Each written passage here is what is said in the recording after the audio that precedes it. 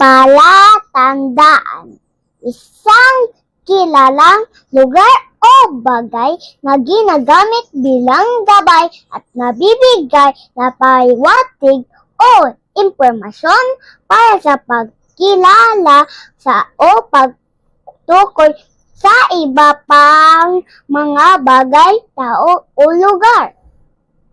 Istruktura, itinatayo mula sa iba't ibang materyales o inihanda para sa partikular na layunin tulad ng tirahan, proteksyon at suporta.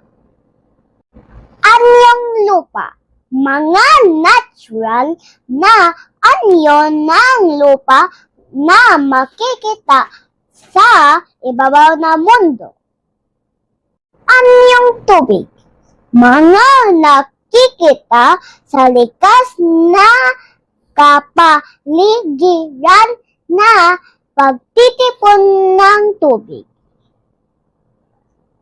Bantayog, itinayong simbolo o marka na itinayo bilang pagpaparangal sa isang bayani, kagitingan, bagay o anumang parangal na inihandog.